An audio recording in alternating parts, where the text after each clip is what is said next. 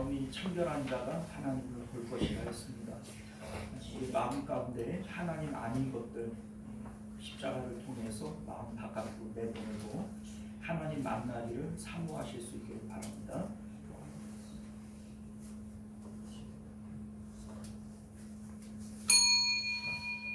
네, 지금부터 2월 8일 주일 오전 예배 우리 하나님 앞에 드리겠습니다. 우리 다 같이 묵도하십니다.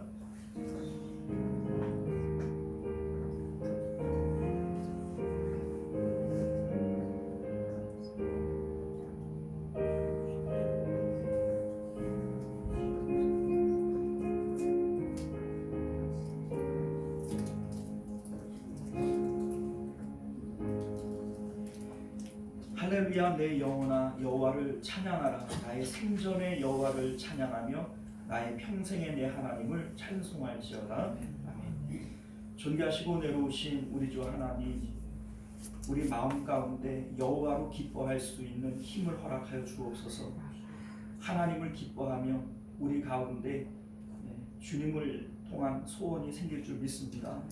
오늘도 예배 가운데 전능하신 하나님을 경험하게 하시고 하나님으로 인한 큰 기쁨이 있는 귀한 시간 되도록 은혜 베풀어 주옵소서. 거룩하신 우리 주 예수님 이름으로 간절히 기도드리옵나이다. 아멘. 우리 찬송가 10장 함께 찬송하겠습니다.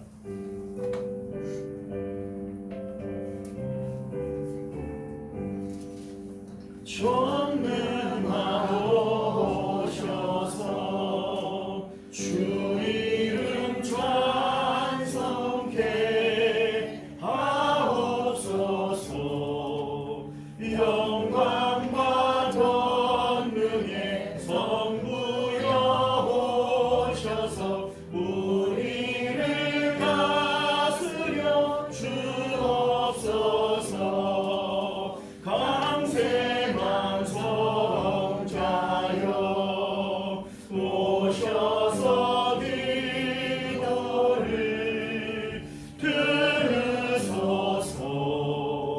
택하신 백성들 복 내려 주시고 거룩한 마음을 주옵소서. 위로의 주 성령 오셔서 큰 증거 주옵소서. 전능한 주시여 각 사람 맘에서 떠나지 마시고 계시소서. 성삼위일체계 한없는 찬송을 드립니다. 존귀한 주님을 영광 중배우고 영원히 모시게 하옵소서. 아멘.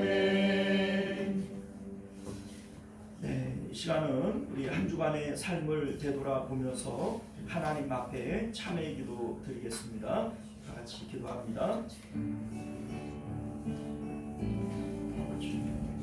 모든 죄와 하나님 아닌 것들 우리 마음 가운데서 보내게 하시고 하나님 주님만이 우리 마음에 들어오시고 또 우리를 다스리시고 오늘도 우리를 통치하시기에 조금도 부족함 없도록 은혜를 베풀어 주시기를 원합니다. 우리 하나님께서 원하시는 것은 오직 사람의 상한 심령이라 하셨사오니 그토록 좋아하시는 그토록 사랑하시는 우리의 마음 우리의 심령을 주께서 가지시기를 원합니다. 우리의 죄를 따라 우리를 처벌하지는 아니하시며 우리의 죄악을 따라 우리에게 그대로 갚지는 아니하셨으니 이는 하늘이 땅에서 높음같이 그를 경외하는 자에게 그의 인자하심이 크심이로다. 아멘. 우리 사도신경 함께 고백합니다. 전능하사 천지를 만드신 하나님 아버지를 내가 믿사오며 그 외아들 우리 주 예수 그리스도를 믿사오니 이는 성령으로 잉태하사 동정녀 마리아에게 나시고 본디오 빌라도에게 고난을 받으사 십자가에 못 박혀 죽으시고 장사한 지 사흘 만에 죽은 자 가운데서 다시 살아나시며 하늘에 오르사 전능하신 하나님 우편에 앉아 계시다가 저희로서 사는 자와 죽은 자를 심판하러 오시리라. 성령을 믿사오며 거룩한 공예와 성도가 서로 교통하는 것과 죄를 사하여 주시는 것과 몸이 다시 사는 것과 영원히 사는 것을 믿사옵나이다. 아멘. 찬송가 560장 찬송하겠습니다.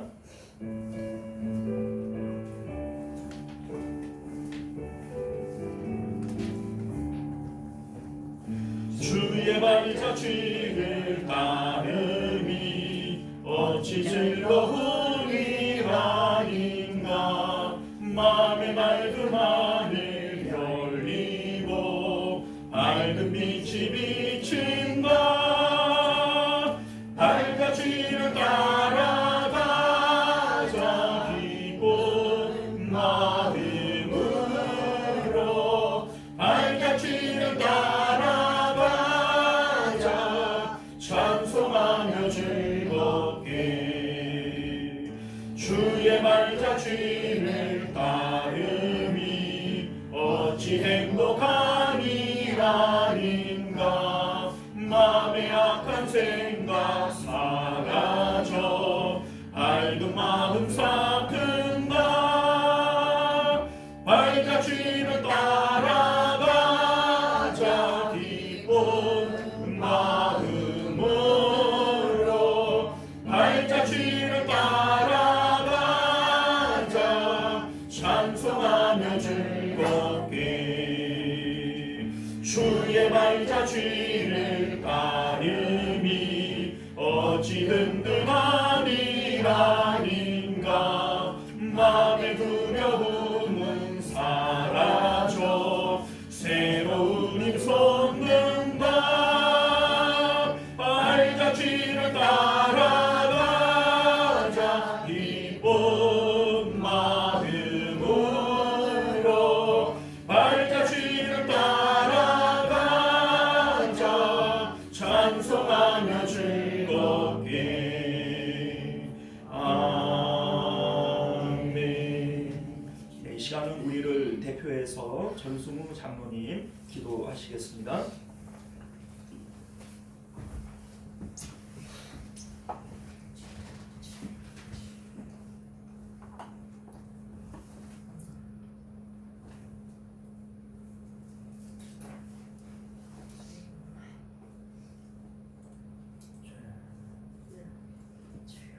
그 중에 구브로와 브레멘과 사람이 안디옥에 이르러 헬라인에게도 말하여 주 예수를 전파하니 주의 손이 그들과 함께 하심에 수다한 사람을 믿고 주께 돌아오더라.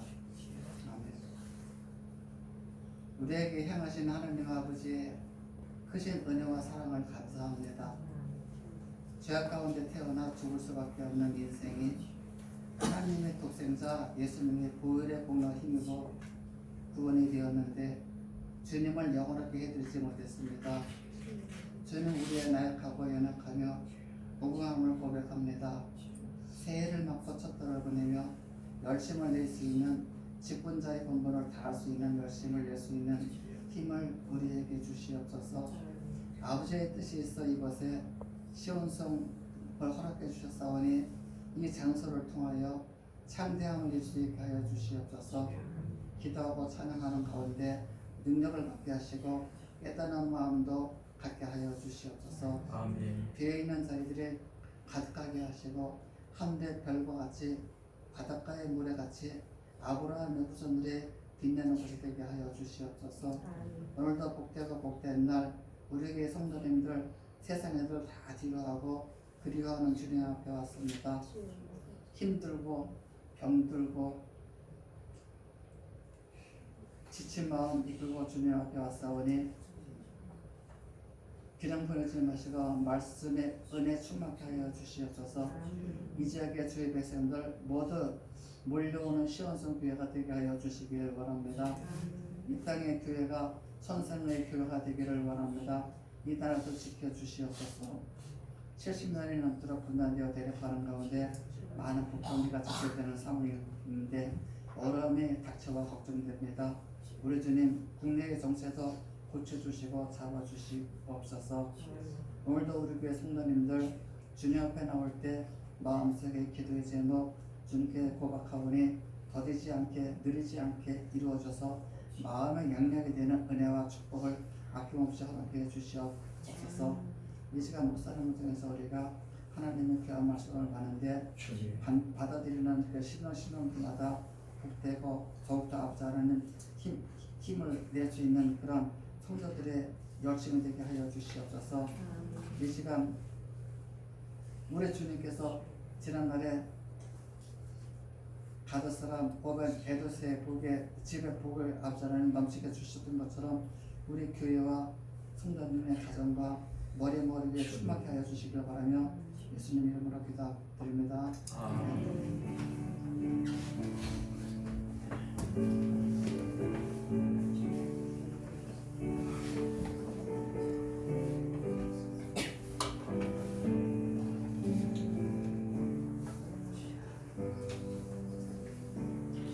네, 감사합니다. 우리 찬송가 211장 1절 찬양 드리시면서 드려진 헌금 봉헌하겠습니다.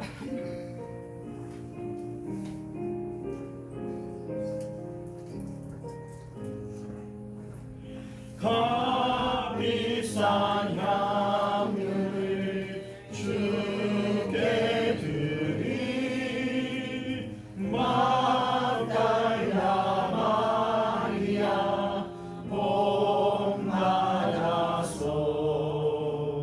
향기로운 산재물 주님께 바치 사랑의 주 내 주님께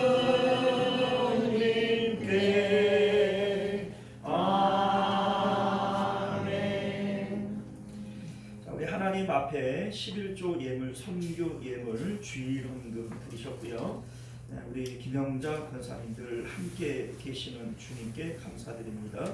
우리 저희 가정에서 감사 예물 드렸습니다. 자, 우리 함께 기도할게요. 존귀하시고 은혜로우신 우리 주 하나님, 주신 분이 하나님이신 것을 고백하는 마음으로 청지기의 심정으로 하나님 앞에 예물 드렸습니다. 우리 하나님께서 기뻐하시는 마음은 내 것을 내 것이라 고집하지 않는 마음인 줄 믿습니다. 네, 그렇게 고백하는 자들 가운데 하나님께서는 더욱 풍성히 주실 줄 믿습니다. 네, 주님 것을 주님의 뜻대로 사용하겠다고 하는데 하나님께서 무엇을 주시지 않겠습니까? 우리 하나님 믿음 주셔서 채우시고 부으시는 하나님의 은혜들 넉넉히 경험하는 저희들 될 수 있도록 은혜 베풀어 주옵소서. 드리고 싶은 마음은 있지만 믿음이 부족하고 또 물질이 없어서 드리지 못한 손길들이 있습니까? 우리 하나님께서 믿음 주시고 또 물질 넉넉히 더하여 주셔서 마음껏 하나님 앞에 드리고 또 남음이 있는 그러한 귀한 역사를 경험하는 은혜 있도록 도와주옵소서. 주께서 오늘도 우리와 함께하여 주심을 믿사오며 거룩하신 우리 주 예수님 이름으로 간절히 기도드리옵나이다. 아멘. 자, 우리 주보를 참조하셔서 교회 소식 전해드립니다. 서로 사랑하고 격려하며 모이기를 힘쓰는 교회가 됩시다. 겨울철 몸을 따뜻하게 하시고 건강 관리에 더욱 유의하시기를 바랍니다. 전도는 우리의 사명입니다. 영혼 구원을 위해 기도하고 전도를 위해 힘씁시다. 근본 명절은 하나님 앞에 더욱 신실하고 가정 복음화의 기회로 삼으실 수 있기를 바랍니다. 구정 명절 가정 예배 순서지를 안내석에 비치해 놓았습니다. 우리 필요하신 대로 우리 이제 가족 숫자대로 이제 순서지를 가져가시면 되겠고요. 근본 명절은 우리 이제 예배 안내 드릴게요. 구정 명절 관계로 다음 15일 주일은 오후 예배는 쉬도록 하겠습니다. 공휴일 월화 수는 새벽 예배는 쉬고요. 2월 18일 수요 예배와 목요일 금요일 새벽 예배는 정상으로 드리도록 하겠습니다. 잘 읽어보시고 이제 헷갈리지 않도록 모르시면 물어보면 돼요. 그냥 추측하지 마시고 물어보셔서 확실하게 우리 하실 수 있기를 바랍니다. 전도해별 원래해 오늘은 둘째 주고요. 1려 3려 전도에 모여주시면 고맙겠습니다. 대표기도 공지 주보를 참조하시고 식당 봉사는 이어 전도해 말씀과 기도를 통해 매일 경건에 더욱 힘써 주시기를 부탁드리겠습니다. 자, 우리 하나님 말씀 함께 나누도록 할게요. 사무엘하 6장 1절에서 8절까지 말씀 우리 교독하여 읽도록 하겠습니다. 구약성경 471페이지입니다. 사무엘하 6장 1절에서 8절까지 말씀입니다. 자, 우리 찾으신 줄 믿고 교독하겠습니다. 다윗이 이스라엘에서 뽑은 무리 3만 명을 다시 모으고 다윗이 일어나 자기와 함께 있는 모든 사람과 더불어 바알에 내려가서 거기서 하나님의 길을 내어 모려하니 그 길은 그들 사이에 자정하신 만군의 여호와의 이름으로 그냥 것이라. 그들이 하나님의 궤를 새 수레에 싣고 산에 있는 아비나답의 집에서 나오는데 아비나답의 아들 우사와 아요가 그 새 수레를 모니라. 그들이 산에 있는 아비나답의 집에서 하나님의 궤를 싣고 나오되 아요는 궤 앞에서 가고 다윗과 이스라엘 온 족속은 잣나무로 만든 여러 가지 악기와 수금과 비파와 소고와 양금과 재금으로 여호와 앞에서 연주하더라.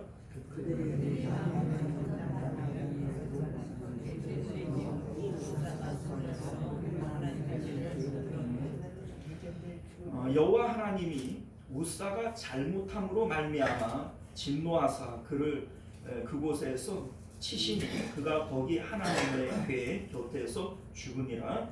여호와께서 우사를 치시고 다윗이 하여 그곳을 불렀으나 그 이름이 오늘까지 이르리라. 아멘. 함께 기도하겠습니다.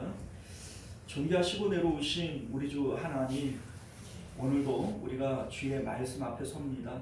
깨닫는 은혜를 허락하여 주옵시고 또 깨닫는 대로 주의 뜻대로 행할 능력이 우리 가운데 있도록 은혜 베풀어 주옵소서.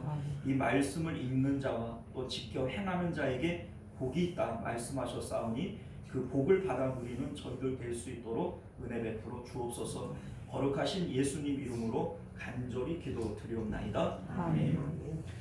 자, 오늘 우리는요 함께 읽은 본문의 말씀을 중심으로 선민이 복을 얻지 못하는 이유라고 하는 제목으로 하나님 말씀 나누도록 하겠습니다. 선민이 복을 얻지 못하는 이유. 자, 오늘 말씀은 우리에게 매우 잘 알려진 유명한 말씀이 됩니다. 그동안 70년이라고 하는 그런 시간 동안 아비나답의 집에 방치되어져 있던 법궤를 다윗성으로 모셔오기 위해서 1차로 시도를 하게 되어지는데 실패로 끝나고 맙니다.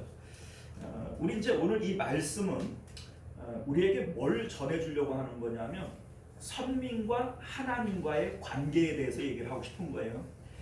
우리 이제 다음 주에 살펴볼 이제 이 법궤가 한 번 실패를 하고 우리가 잘 아는 대로 오벳에돔의 집으로 가잖아요. 그런데 이제 오벳에돔의 집은 복을 받습니다.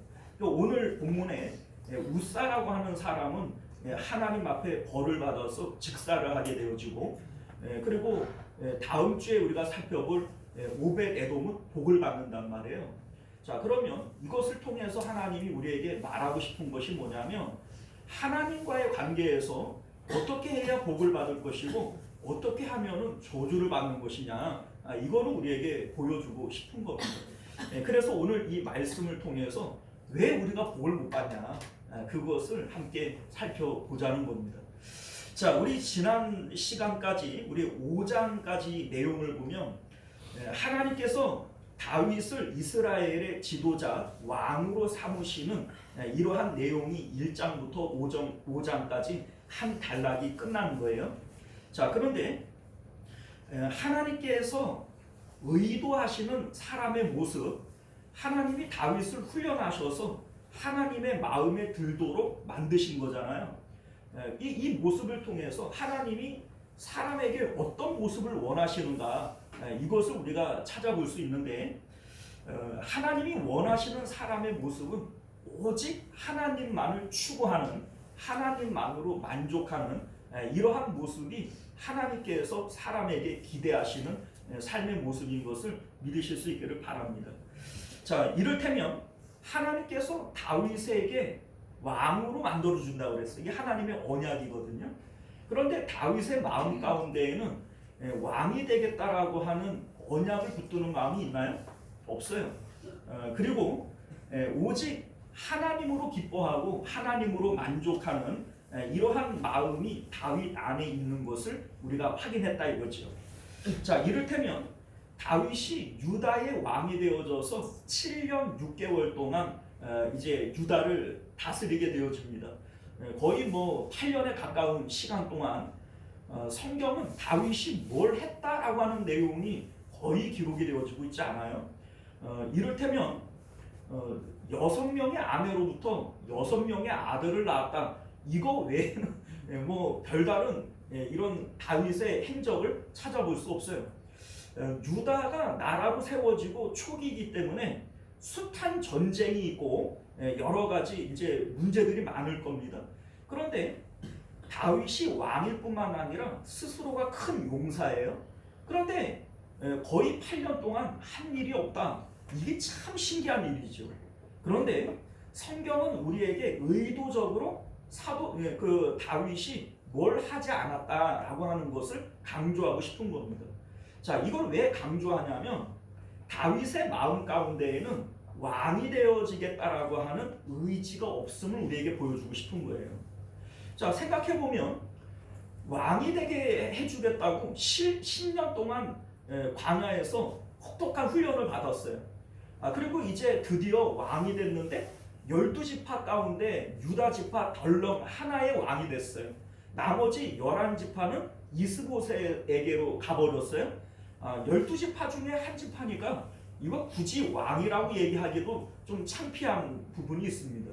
자, 그러면 상식적으로 볼 때 다윗은 몸이 달아야 돼요? 안 달아야 돼요? 몸이 달아야 돼요. 하나님 왕으로 만들어 준다며요. 10년이나 훈련하셨는데 나 언제 왕이 됩니까? 이거 한 지파의 왕인데 이거 진짜 생각하기도 창피합니다. 하나님 나 언제 왕이 됩니까? 이게 사실은 상식적으로 볼 때 다윗의 마음의 상태여야 된다는 거죠. 그런데 7년 6개월 근 8년 동안 집에서 그 아내들하고 자식 만든 것밖에 한 일이 없어요. 그러면 다윗이 뭘 하겠다라고 하는 의지가 있어요, 없어요? 없어요. 그러니까 성경은 우리에게 의도적으로 지금 다윗의 모습을 그렇게 비춰주고 있는 겁니다. 이를 통해서 다윗의 마음 가운데에는 언약을 붙드는 마음이 아니라 하나님으로 기뻐하고 하나님으로 만족하는 마음이 있더라라고 하는 것을 보여주는 것이죠. 단적으로 우리 이제 1장을 보게 되어지면 사울 왕이 죽었습니다. 아말렉 소년이 와서 이 소식을 전해요. 그러면 이 기쁜 소식 아니겠어요? 왕이라고 하는 이제 언약을 마음으로 붙들고 있다면 사울이 죽었습니다. 이거 복음이죠. 그러면 이 소년을 아주 칭찬하고 해야 될 텐데 죽여버려요. 이 소년은 누구 편 들겠다고 온 거예요? 다윗 편 들겠다고 왔는데 내 편을 죽여버린 거예요. 자, 우리 뭡니까? 이스보셋의 이 신하들이 이스보셋을 죽이고 그 목을 잘라가지고 다윗에게 와가지고 투항을 합니다. 자, 그러니까 누구 편 되겠다고 온 거예요?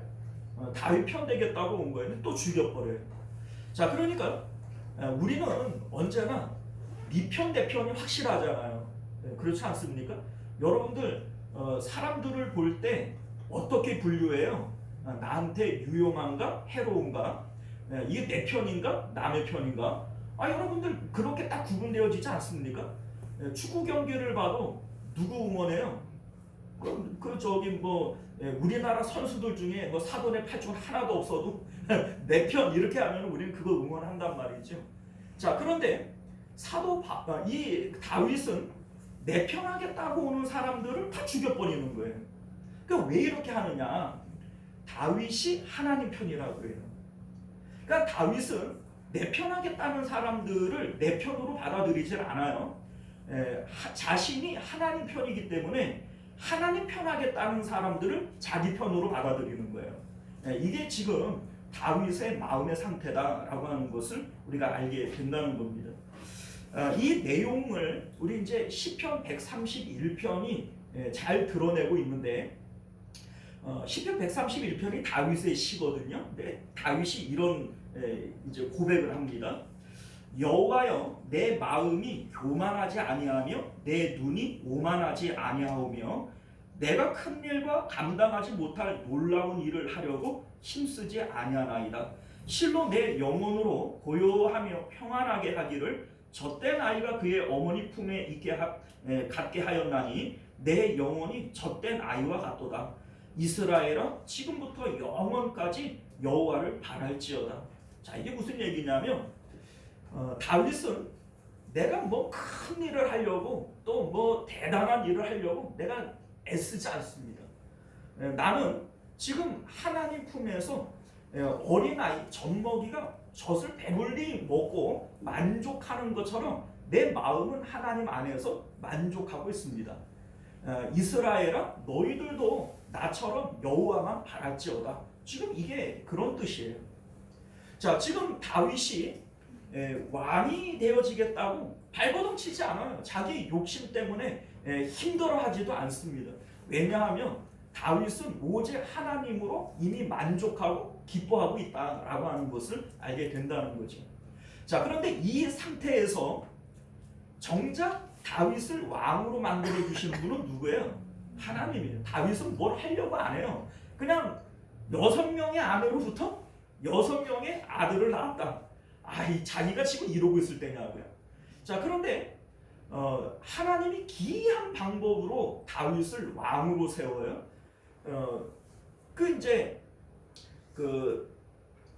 북이스라엘의 실세였던 군대 장관이 있죠. 자, 그런데 이스보셋이라고 하는 왕과 다퉈요. 그러니까 자기들끼리 다퉈요. 그리고 이제 다윗에게 와가지고 내가 그냥 나라를 들어바치겠다 이렇게 투항을 해요. 그런데 이 사람이 가만히 내버려 두면은 이제 다윗에게 와가지고 다윗을 쥐고 흔들려 모르지 않겠어요? 그런데 이제 요압이 원한을 사가지고 요압이 죽여버려요. 그리고 나서 이스보셋은 자기 부하들이 또 죽여버려요. 그리고 그 죽인 사람들이 투항할 때 그거는 여호와 앞에 악함으로 다윗이 죽여버려요. 그리고 나서 그러니까 이스라엘의 모든 장로들이 와서 다윗에게 우리 왕이 되어 주십시오 이런단 말이에요. 여러분들 이런 경우가 있겠어요?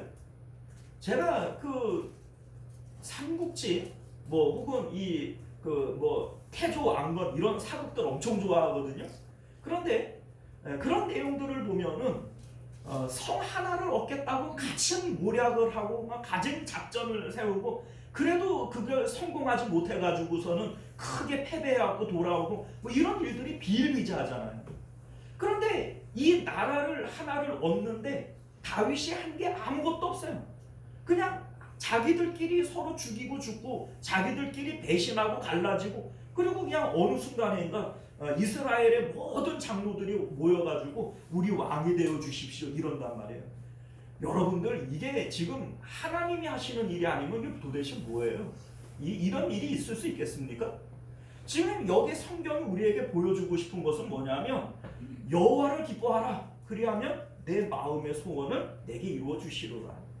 다윗은 하나님만 기뻐한 거예요. 하나님께만 마음을 드린 거예요. 그런데 하나님께서 정작 다윗 안에 있는 되어져야 할 소원은 하나님이 이루어 주시더라. 이거를 지금 말씀하고 있는 겁니다. 이 시편 자체가 시편 37편 4절인데요. 다윗의 시예요. 다윗의 고백입니다. 자, 그런데 여러분들 이 내용이 다윗에게만 적용되어지는 내용이 아니에요. 우리 이제 믿음의 조상 아브라함도 역시 마찬가지라는 거죠. 하나님께서 아브라함에게 언약을 주셨어요. 내가 너를 바닷가에 모래알처럼 많은 후손을 주어서 너를 복의 근원으로 삼아주겠다. 이 언약을 주셔서 가나안 땅으로 데리고 오셨단 말이에요. 25년을 훈련을 하셨어요. 다윗보다도 훨씬 많이 하셨죠. 그리고 이제 25년이 지나서 100세에 덜렁 아들 하나 줬거든요. 그런데 이 아들이 이제 한 청년쯤 되어졌을 때, 한 18살, 20살 이 정도 되어졌을 때, 이제 난데없이 그 아들을 하나님께서 바치라는 거예요. 아니, 언약의 내용이 뭐예요? 너를 바닷가의 모래알처럼 많게 해주겠다는 거예요. 원래 아브라함의 이름이 뭐예요? 아브람. 이게 무슨 뜻이라고 그랬어요? 아비, 아버지 이런 뜻이에요. 근데 이름을 뭘로 바꿔줬어요? 아브라함으로 바꿔줬어요. 아브라함의 이름의 뜻은 뭐라고 됐어요? 열국의 아버지. 그 뭡니까? 만민의 아버지 이런 뜻이에요. 아니, 아버지가 됐던 열국의 아버지가 됐던 자식이 하나라도 있어야 될 거 아니에요. 뭐 있어야 뭐 아비가 되든 열국의 아비가 되든 할 텐데, 하나님께서 요구하시는 게 뭐라고요? 들었다 놨다 덜렁 하나 있는 아들을 바치라는 거예요. 참 요상하지요? 자, 그런데 아브라함이 순종해버려요. 왜요? 마음으로 언약을 붙들지 않거든요. 하나님을 붙들거든요. 그러니까 언약을 붙들었다면 이 아들을 줄 수 있어요? 없어요? 없죠. 아니, 하나님 뭐 열국의 아비는커녕 뭐 한 사람의 아비가 뭐 아브라함이 된다고 할지라도 하나님이 있어야 될 거 아닙니까? 뭐 선옷을 준 것도 아니고 덜렁 하나 주고서는 바치라고 그러면은 언약은 어떻게 이루어집니까? 그러니 아브라함이 언약을 붙들지 않아요. 하나님만을 기뻐합니다. 그런데 여러분들, 결국은 이 언약은 누가 이루어요? 아브라함은 언약 이루겠다라고 하는 생각 자체를 안 했어요. 근데 하나님이 언약을 이루시는 거예요. 그런데 여러분들, 우리가 이 내용을 통해서 이게 다윗에게만, 아브라함에게만 허용되어지는 얘기일까요? 아니요. 오늘날 우리에게도 동일한 거예요. 하나님께서 우리에게 원하시는 것은 오직 하나님만 기뻐하라는 거예요. 여러분들, 모든 율법과 선지자의 강령이 뭐예요? 온 성경의 핵심이 뭐냐고요? 마음을 다하고 목숨을 다하고 힘을 다하여 주 여호와 하나님을 사랑하라는 겁니다. 우리 마음 가운데 하나님만 있으면 된다는 거예요. 그러면 나머지는 다 누가 해요? 하나님이 하시는 거예요. 창세전부터 우리를 향한 하나님의 뜻과 계획이 있어요, 없어요? 내가 세우는 것보다 훨씬 위대한 하나님의 뜻과 계획이 이미 있다고요. 그런데 하나님으로 기뻐하고 하나님으로 만족하는 자들에게 하나님께서 하나님이 준비한 그 길로 인도하시더라는 겁니다.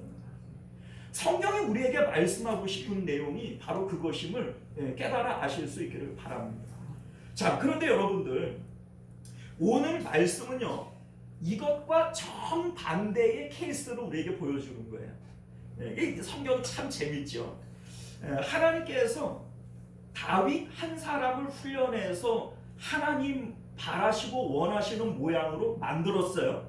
자, 그런데 이 다윗의 모습과 정반대로 가고 있는 이스라엘 백성들의 모습을 우리에게 보여줌으로써 너희들이 왜 복을 못 받는 줄 아냐? 이걸 우리에게 말하고 싶은 거예요.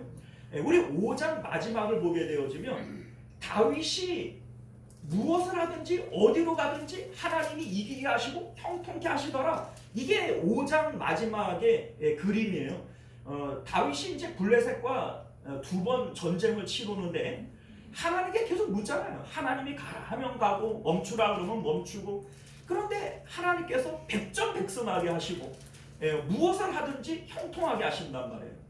그런데 반대로 오늘 말씀을 보게 되어지면 안 되는 거예요. 이래도 안 되고 저래도 안 되는 거예요. 왜 안 되느냐? 너희들이 왜 복을 못 받는지 아냐? 너희들의 인생이 왜 형통이 아니라 불통인 줄 아냐? 요거를 우리에게 말하고 싶은 것이 오늘 말씀의 주된 내용인 것을 믿으실 수 있기를 바랍니다.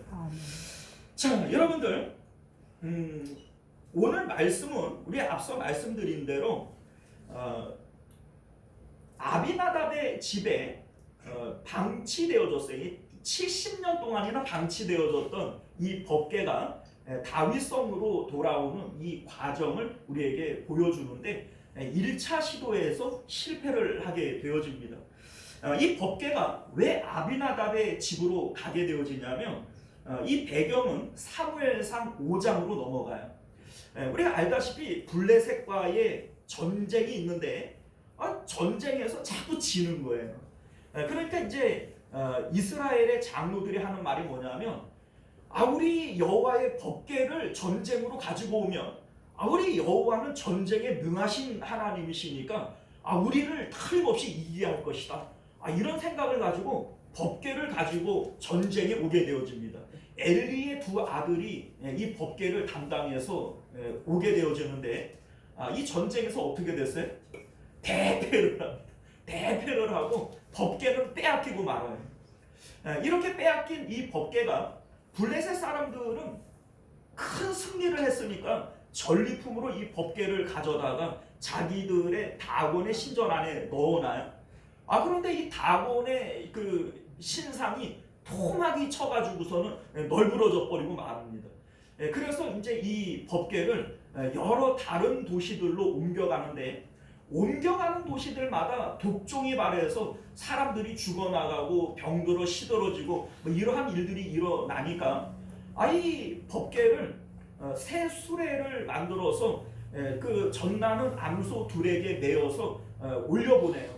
이 수레가 이 법궤가 베세메스라고 하는 성읍으로 들어가게 되어집니다. 자, 그런데 이 베세메스 사람들이 하나님 앞에 제사를 드리고 난 다음에 궁금한 거예요.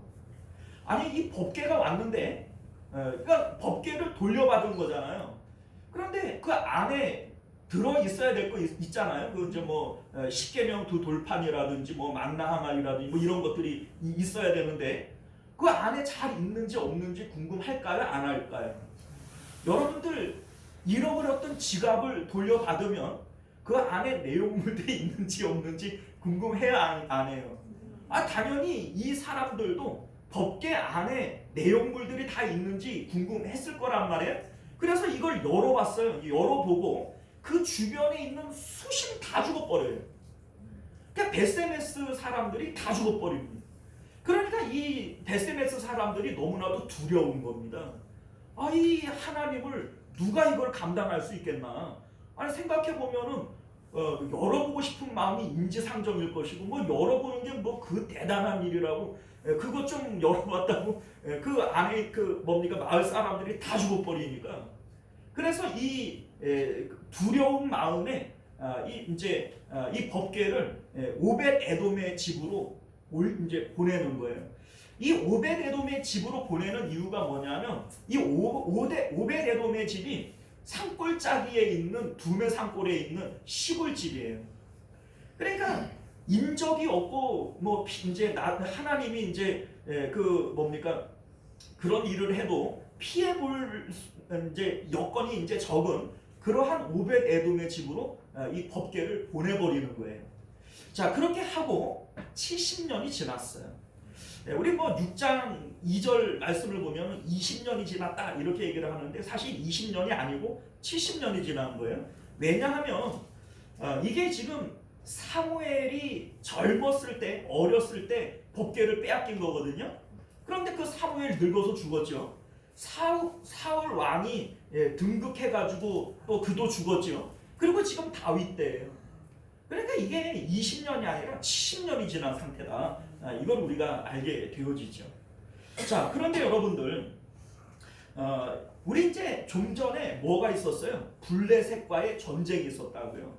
그리고 그 블레셋과의 전쟁 때에 있었던 에피소드들 이건 이제 유다의 장로들, 이스라엘의 장로들은 잘 알고 있었을 거고 그때 우리가 법궤를 가지고 갔고 뭐 그때 이 법궤가 어디에 있고 이 얘기가 자연스럽게 흘러나왔을 겁니다. 그리고 다윗에게 이 얘기가 들려질 때 이 법궤를 우리 다윗성으로 가지고 와야 되겠다. 이러한 마음의 벅참이 다윗에게 생겨나게 되어진 거죠. 자, 그래서 전쟁에 임했던 3만 명을 다시 모집을 하게 되어지고 이제 그 법궤를 다윗성으로 가지고 오기 위해서 대대적인 프로젝트를 진행을 하게 되어지는 겁니다. 자, 우리 이제 오늘 말씀을 보게 되어지면 3만 명을 그 뭡니까 법궤를 가지고 오는데 그 인파를 3만 명을 준비를 해요. 이게 보통 노력이 아니에요. 인건비로 따지고 봐도 뭐 요새 그 뭡니까 최저시급 이렇게 적용을 해도 아마 이제 하루 종일 숙박을 또 해야 될 거 아니겠어요? 이게 뭐 어마어마한 그 금액일 거예요. 이게 오늘날 이렇게 임금으로 환산을 하면 아마 그 뭐 수십억 수백억이 들지 않겠나? 뭐 3만 명 동원하려면 뭐 그 정도 들겠죠. 자, 그런데 어쨌든 이 그 법궤를 다윗성으로 옮겨오는 이 일이 나름대로 다윗은 신중하고 정성을 다하고 마음을 다 쓰고 있다. 이걸 우리가 알게 된다는 겁니다. 자, 그리고 우리 이제 3절을 보면은 새 수레를 만들어 법궤에 싣고 아비나답의 아들 우사와 아요가 운반의 책임을 맡았다. 이렇게 되어 있어요. 자, 그런데 우리 참고로 여기에 이제 우사와 아요를 아비나답의 아들이라고 기록을 하고 있지만 이 아들이 아니라 손자입니다. 손자. 이게 왜냐하면 이 당시에 그 아비나답은 처음에 법궤를 맡을 때에도 이미 상당히 나이가 있었어요. 그래서 실질적으로 법궤를 모시는 사람은 아비나답의 아들인 엘리아살이 이 법궤를 모시게 되어져요. 그러니까 아들의 손자일 가능성이 높지 이거 아들일 수가 없어요. 이미 시간이 한 70년이 지났는데 아마 그 아들들도 다 죽었을 겁니다. 자, 그런데 어쨌든 이제 성경은 손자도 아들로 기록하는 경우들이 많이 있어요. 그러니까 그 이제 역대상이나 이런 데를 보면은 아들이라고 되어져 있지만 자손을 아들로 이렇게 표현하는 경우들이 종종 있기 때문에 이게 뭐 이상할 일은 아닙니다. 자연스러운 일이에요. 자, 어쨌든 간에 지금 법궤를 다윗성으로 옮겨오는데 나름대로 자기들은 최선의 노력을 하고 있다. 정성을 들이고 있다. 이거를 이제 오늘 본문이 우리에게 강조하여 말하고 싶은 거예요. 사실 법궤라고 하는 것이 가로 세로 1m가 안 되는 작은 상자거든요. 그런데 이 그 법궤를 옮겨오는데 3만 명을 동원을 하고 다윗 왕이 직접 출동을 하고 고관 대작들을 다 데리고 가고 뭐 제사장 이 계급들이 레위인들이 또 다 따라가고 여러분들 이게 보통 역사가 아니죠. 대단한 일들을 지금 하고 있는 겁니다. 자, 그런데 오늘 이제 이 내용을 보게 되어지면 새 수레를 만들어서 우사와 아요가 운반의 책임을 맡게 되어졌다라고 하는 거예요. 자, 이제 아비나답의 아들 이제 우사와 아요가 이제 그 운반의 책임을 맡았습니다. 자, 근데 왜 이들이 운반의 책임을 맡게 되어지냐면 사실 다윗 왕이 직접 출동을 했고 그리고 대제사장이라든지 높은 제사장 계급들도 다 따라가지 않았겠어요? 그러면 뭐 우사라든지 아요라든지 이들도 레위인이긴 하겠지만은 그 서열상으로 보면 어때요? 까마득하지요. 그런데 왜 이들이 법궤 운반의 책임자가 되어졌을까? 이게 이제 소위 기득권이에요. 70년 동안 누가 담당했어요? 이게 자기들이 담당했잖아요. 그리고 70년 동안 이 법궤를 모셨으면 법궤에 대해서 누가 가장 전문가겠어요? 자기들이 전문가라고 생각하지 않겠어요? 그러니까 뭐 이거 묻지도 따지지도 않고 왜 네가 하냐 이런 얘기 할 필요도 없고 우사와 아요가 기존에 70년 동안이나 담당해 왔고 그래서 자기들이 가장 전문가일 테니까 누구도 뭐 토를 달지 않고 이들이 이제 그 법궤 운반의 총 책임을 맡게 되어지는 겁니다. 자, 그런데 여러분들 사실 따지고 보면 이들은 전문가가 아니에요.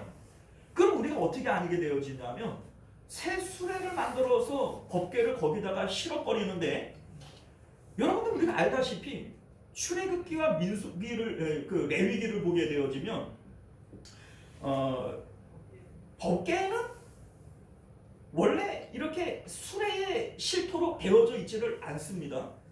이 법궤의 하단에 보게 되어지면 이 짝대기를 깰 수 있는 이 고리가 4개가 있고, 거기다가 이 채를 끼워가지고 고핫 자손 레위인들이 어깨에 매도록 되어져 있어요.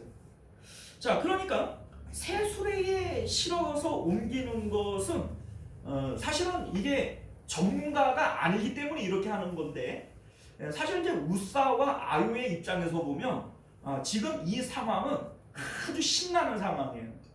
왜냐하면 70년 동안 뭐 법궤를 자기들이 모시고 있는데 지금까지 누구 하나 관심을 가진 적이 있어요?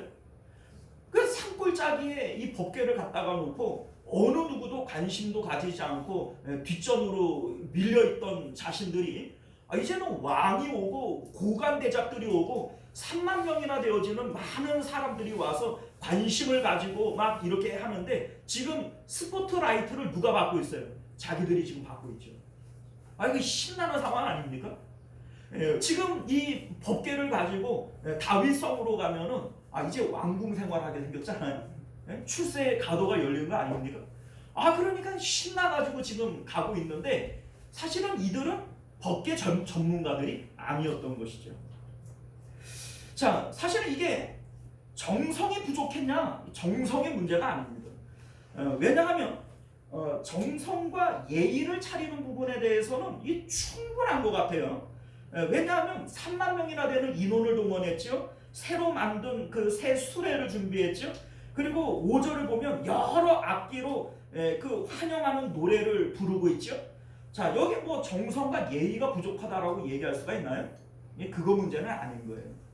그러면 우리 이제 하나님께서 이거를 왜 이렇게 못마땅해 하실까? 우리 이제 주석책들을 찾아보면요, 원래 법궤는 제사장들이 어깨에 매도록 되어져 있는데 새 수레에 실었고, 그리고 또 이 수레가 덜렁 이제 뛰니까 우사가 반사적으로 이거를 손으로 만졌기 때문에 이게 이제 죽은 것이다, 이렇게 얘기를 해요. 그런데 그렇게 얘기를 하면 하나님을 상당히 비인격적인 기계적인 분으로 보는 거예요. 물론 그러한 이제 형태적인 모습은 있지만 그게 직접적인 원인이지 않습니다. 그 이유가 있어요. 왜 그런지를 볼까요? 자, 블레셋 땅으로 이 법궤가 갔어요. 그래, 블레셋 사람들이 뭘 알아서 그 사람들도 채에 깨워가지고서는 제사장들이 옮겼겠어요? 그럴 수가 없죠. 그럴 수가. 그래, 그들도 이 법궤를 손으로 옮겼겠어요? 안 옮겼겠어요? 그런데 블레셋 사람들이 죽었다는 얘기가 있어요? 없어요? 없죠. 그리고 블레셋 사람들이 수레에다가 이제 실어가지고 베세메스로 올려보냈잖아요. 그런데 그때에도 뭐 만졌다고 죽은 사람이 있어요? 없어요. 그리고 이 법궤가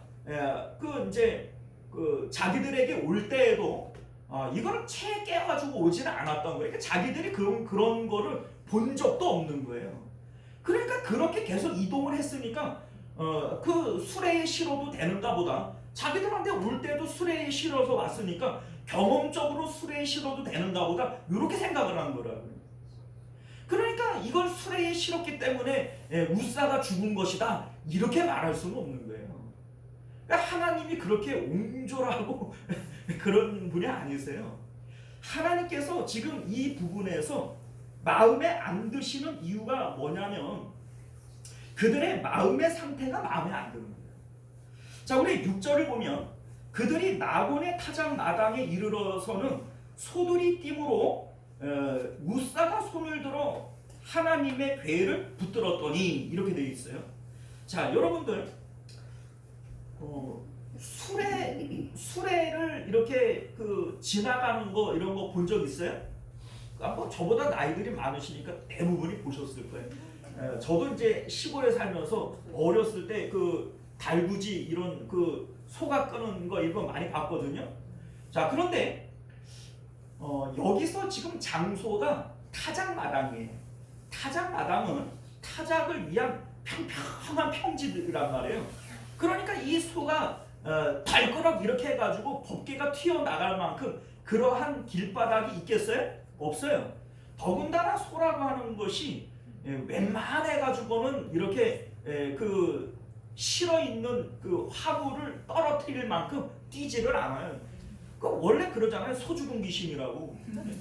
소가 그렇게 막 뛰는 그 동물이 아니에요. 그런데 이 소가 왜 갑자기 뛰어가지고 그 안에 있는 법궤가 튀어나갈 만큼 이렇게 촐랑된 걸까요? 이 하나님이 하신 거예요. 하나님이 지금 이거를 마음에 들어하지는 않는 거예요.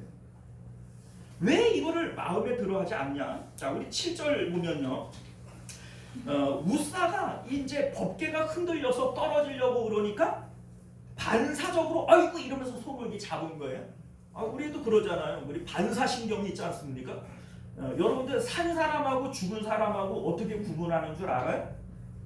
눈앞에서 이렇게 해가지고 눈을 깜짝거리면 산 거고 눈을 안 깜짝거리면 죽은 거예요. 왜냐하면 여러분들 사람은 반사신경이 있기 때문에 안 깜짝거려야지 이래도 반드시 깜짝거리게 되어져 있어요. 그러니까 여러분들 이게 덜컥 이래가지고서는 법궤가 떨어지려고 그러면 반사적으로 어이쿠 이거 잡지. 아니 떨어지는데 이거 손을 이렇게 할 사람이 있겠어요?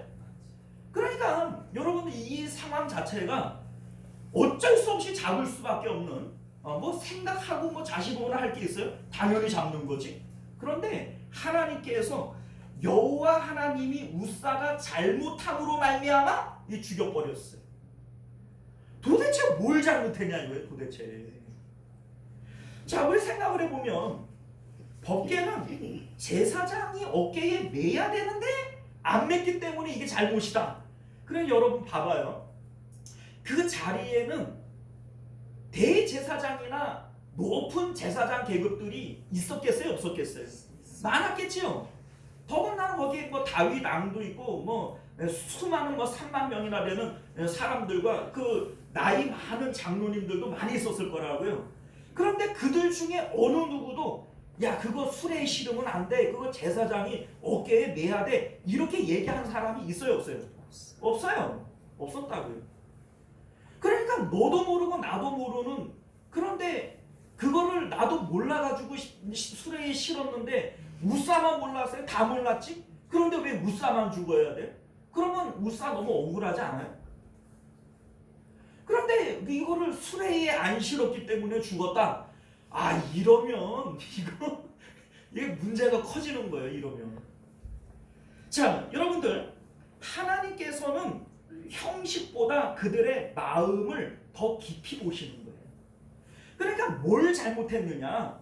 형식적으로 뭐 어깨에 안 맸기 때문이다. 이게 아니고 이들의 마음의 상태, 우사가 가지고 있는 마음의 상태가 하나님 마음에 안 드는 거예요.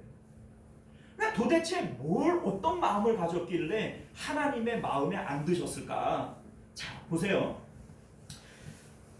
지금 우사는 지금 법궤 앞에 있는데 법궤 앞에서 지금 신났어요. 그래서 법궤보다도 앞서 가고 있어요.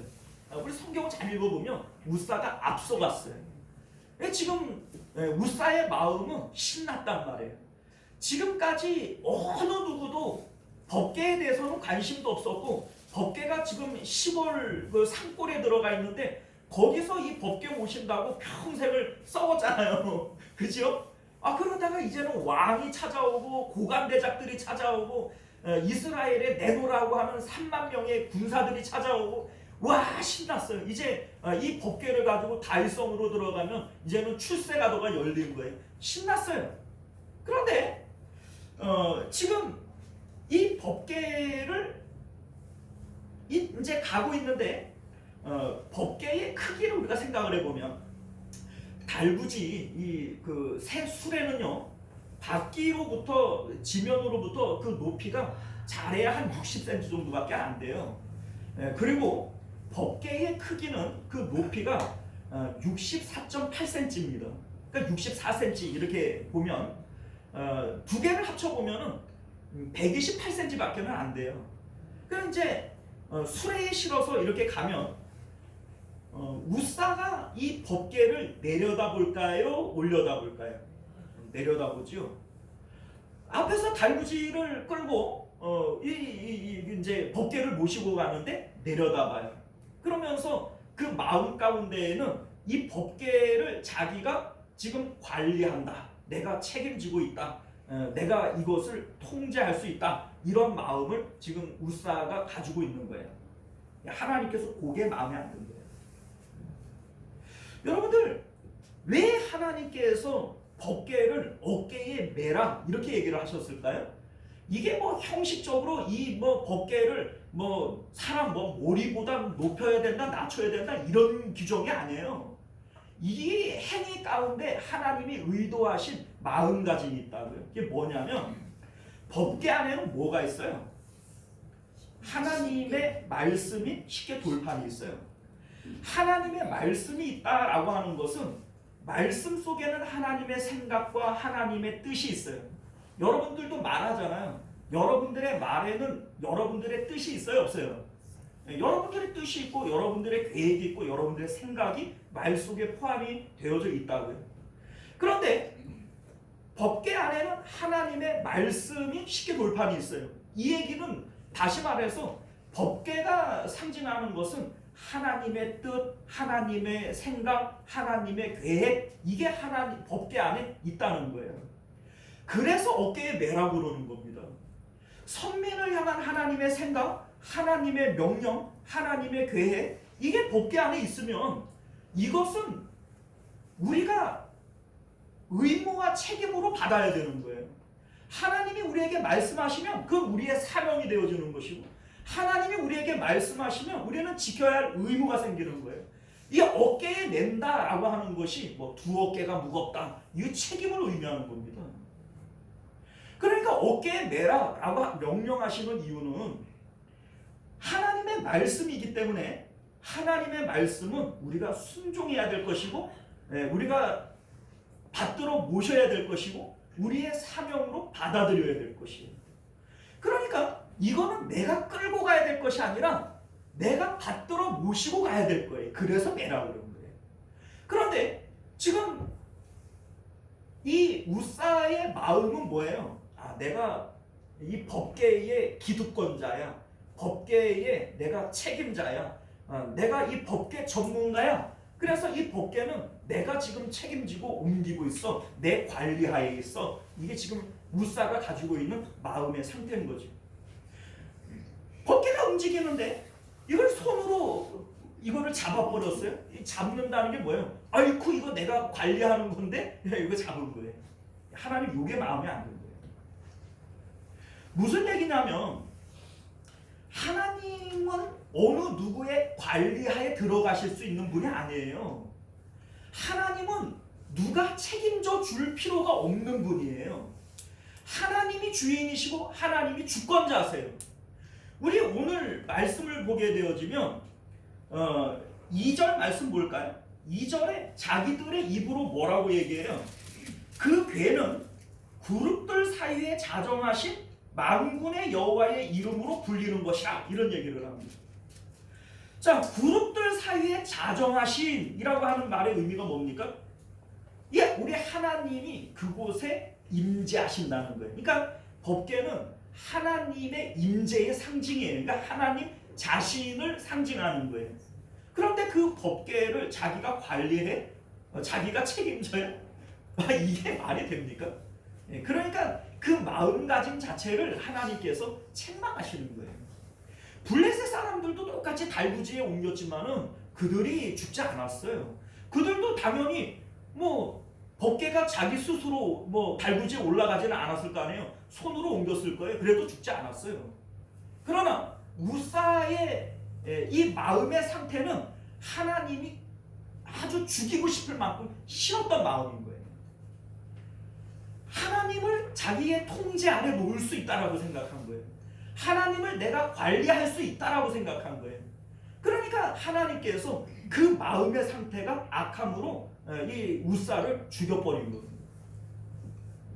자, 그런데 여러분들, 우리가 상식적으로 생각을 해볼 때 우사가 잘못했네, 우사가 생각해보니 죽을 짓을 했네, 이런 생각이 들겠지만 사실은 우리들이 가지고 있는 마음의 상태가 무사와 별 다르지 않습니다. 무슨 소리? 나는 그럴 사람이 아닌데. 아니요. 자, 왜 그런지를 한번 볼까요? 자, 무사는 하나님을 상징하는 이 법궤를 자기를 위해서 사용하려고 했던 거예요. 내가 관리하는 것이고, 이제는 내가 출세하는데 필요한 것이고, 뭐 이러한 법궤를 자기의 뜻과 계획을 위해서 이 법궤를 내가 통제할 수 있고 관리할 수 있다, 이렇게 생각하는 거 아닙니까? 자, 그런데 여러분들, 사실은 오늘날 우리들도 하나님을 자꾸 내 편 만들려고 그래요. 자, 내 편 만든다라고 하는 의미가 어떤 거냐면 이런 겁니다. 내 뜻과 내 계획을 나 스스로 이미 세워요. 우사가 지금 그런 거잖아요. 자기 생각과 자기 뜻대로 뭔가를 이미 계획을 했어요. 그리고 나서 하나님을 거기에 끼워 맞추는 거예요. 내 편 들어주십시오 라고 하는 거죠. 우리도 마찬가지잖아요. 하나님, 내가 이렇게 하고 저렇게 하고 싶은데 하나님 도와주십시오. 하나님을 자꾸 내 편 만들려고 그러는 거예요. 그런데 여러분들 잘 생각을 해보세요. 하나님이 내 편 되던가요? 웃기지 마세요. 하나님은 단 한 번도 내 편인 적이 없어요. 내가 하나님 편이 되어줘야지 언제 하나님이 내 편이 돼요? 여러분들이 하나님 앞에 기도하면 기도하는 대로 다 응답이 되던가요? 하나님 마음에 드는 거는 응답이 되고 하나님 마음에 안 드는 건 응답 안 되지 않던가요? 그게 여러분들 뭘 의미하는 거예요? 하나님은 내 편이지 않아요. 내가 하나님 편일 때 하나님께서도 내 편이 되어지는 거예요. 여러분들, 이게 오늘날 우리들이 자꾸 우사와 똑같은 마음의 상태가 되어진다니까요. 자꾸 이미 내 뜻과 내 계획을 다 세워놓고 하나님을 내 편 만들려고 그래요. 하나님을 내 생각과 내 뜻에 끼워 맞추려고 그래요. 나는 앞서가고 주님을 뒤따라오게 만들려고 그래요. 이게 하나님께서 기뻐하지 않는 일이라고요. 자, 우리 앞서 다윗과 한번 비교를 해볼까요? 다윗이 그러던가요? 훈련되어진 다윗은 하나님보다 절대로 앞서는 법이 없어요. 하나님이 가라 하면 가는 거고, 멈추라 그러면 멈추는 거고, 하나님이 아무것도 안 하면 자기도 아무것도 안 해요. 그냥 뭐 6명의 아내로부터 6명의 자식이나 낳고 있지 아무것도 안 해요. 이게 다윗의 상태인 거예요. 근데 오늘 본문은 우리에게 뭘 보여줍니까? 정반대로 자기가 앞서가고 하나님을 뒤따라오게 만들고 자기의 뜻과 계획을 가지고 하나님을, 자기를 돕는 사람을 만들려고 하는 거예요. 이게 하나님께서 싫어하는 일이라는 거예요. 법궤 안에는 하나님의 뜻과 계획을 상징하는 하나님의 말씀이 있고, 하나님의 말씀이 있다라고 하는 것은 하나님이 생각이 있고 하나님이 뜻이 있다라는 걸 얘기하는 건데, 하나님의 뜻대로 따라가야 될 하나님의 백성들이 이거를 하나님을 끌고 가는 거예요. 끌고 가는 거예요. 수레에 실어갖고 끌고 가버리는 거예요. 하나님의 말씀을 어깨에 메고 하나님을 모시고 가는 게 아니라 하나님을 끌고 간다고요. 이게 하나님이 싫어하는 행위라고요. 오늘날 우리들이 왜 복을 못 받는 줄 아세요? 이래서 그래요. 이래서. 다윗처럼 하나님을 앞세우고 하나님을 따라가고 하나님의 명령이면 순종하고, 이게 복 받는 일인데 우리는 자꾸 하나님을 나를 돕는 자를 만들어 버리잖아요. 하나님, 내가 이번에 이래 하려고 그러는데 하나님께서 좀 도와주셔야 되겠습니다. 뭐 믿는 자에게는 능치 못함이 없사오니, 믿는 자는 구하라 그리면 주실 것이라 그랬사오니 하나님 주실 줄 믿습니다. 되던가요? 그렇게 해서 되는 꼴을 못 봤어요. 이유가 뭔 줄 아세요? 우리 예수님 이런 말씀하시잖아요. 구하라, 찾으라, 두드리라. 너희가 악한 자라도 자녀에게 좋은 것을 줄 알거든. 근데 여러분 봐봐요. 내가 하나님의 자녀답게 자녀처럼 하지도 않으면서 구하라, 찾으라, 두드리라 여기만 꽂혀가지고 자꾸 밀어붙이는 거예요. 근데 우리 주님께서 단서 조항이 있잖아요. 너희가 아버지라면 자녀에게 좋은 걸 주는 것처럼 우리가 하나님의 자녀 되어지는 게 먼저지, 하나님의 자녀답게 되어지는 게 먼저지. 하나님이 응답해 준다는 게 먼저해. 자, 너희가 내 안에 있으면 무엇이든지 구하라. 무엇이든지 구하라. 여기에 꽂히기 전에 뭐부터 있었어요? 너희가 내 안에 있으면.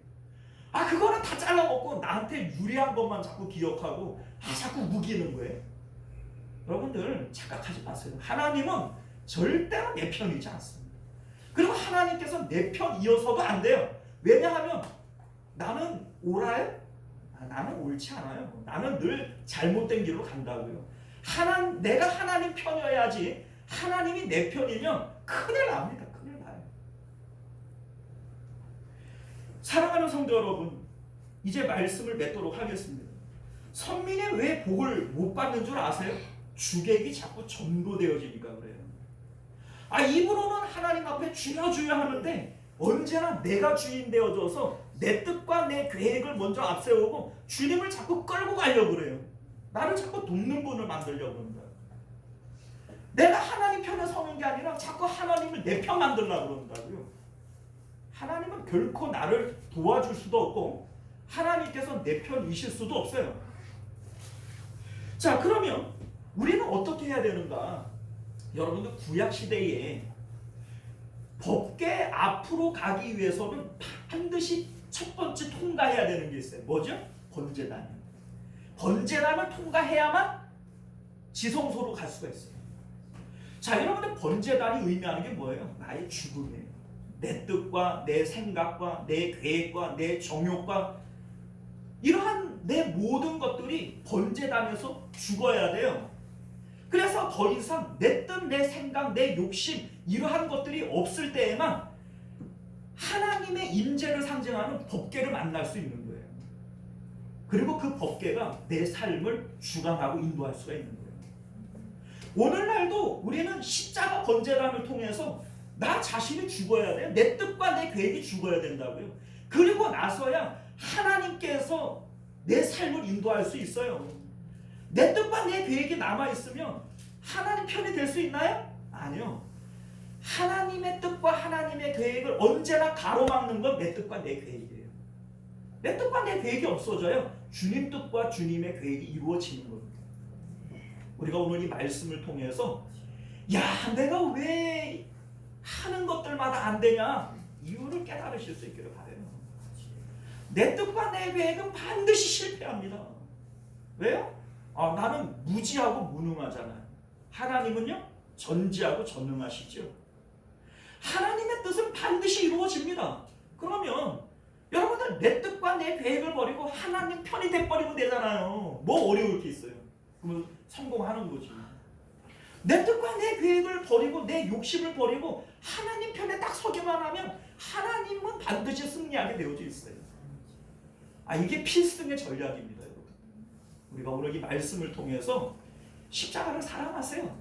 내 뜻과 내 계획을 버리고 주님 편에 서세요. 반드시 여러분들이 이기실 줄 믿습니다. 기도합니다.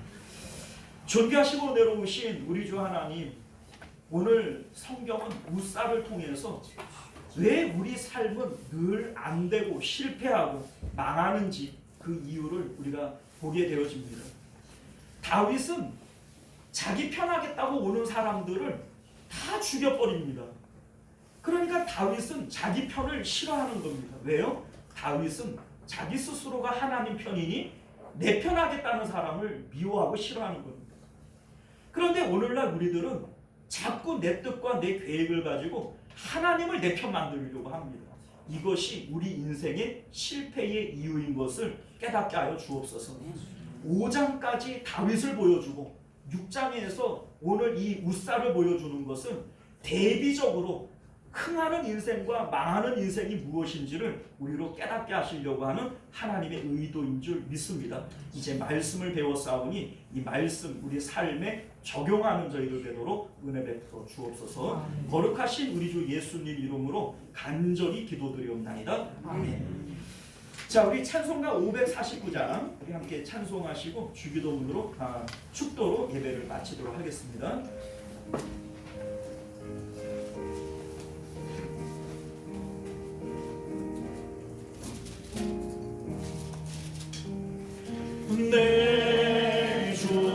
주려들 때로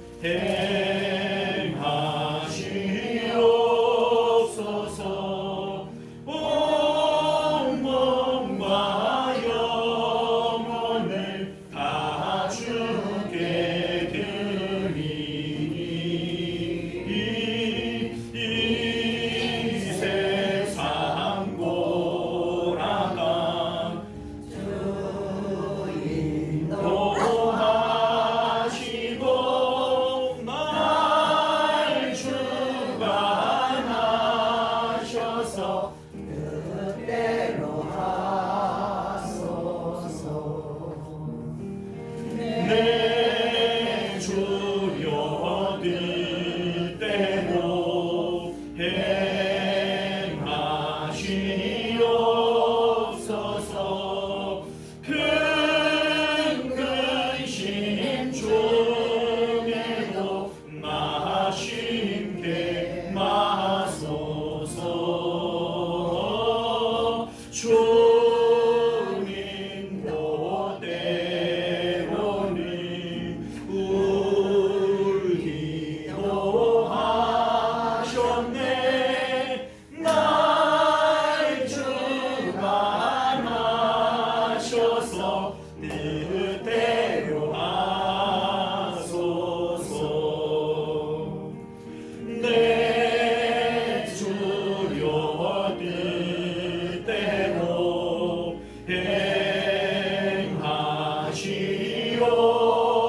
행하시옵소서. 내 모든 일들을 다 주께 맡기고 저 정성 향하여 고요히 가리니 살든지 죽든지 뜻대로 하소서.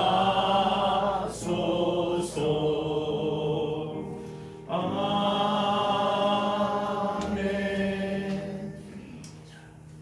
지금은 우리를 사랑하사 십자가상 위에서 몸버려 피 흘려 죽어주신 예수 그리스도의 은혜와 외아들을 주시기까지 극진히 우리를 사랑하신 하나님 아버지의 사랑하심과 내주하시고 교통하시고 오늘도 우리 가운데에서 착한 일을 행하시는 성령 하나님의 인도 보호하심이 오늘도 말씀을 따라 하나님을 내 편 만들려고 하지 말고 내가 하나님 편 되기를 힘쓰는 우리 모든 성도님들과 그들의 가정과 자녀들과 하는 생업 가운데 시원성교회와 또 만국교회 가운데 이제로부터 영원토록 함께 있을지어다. 아멘.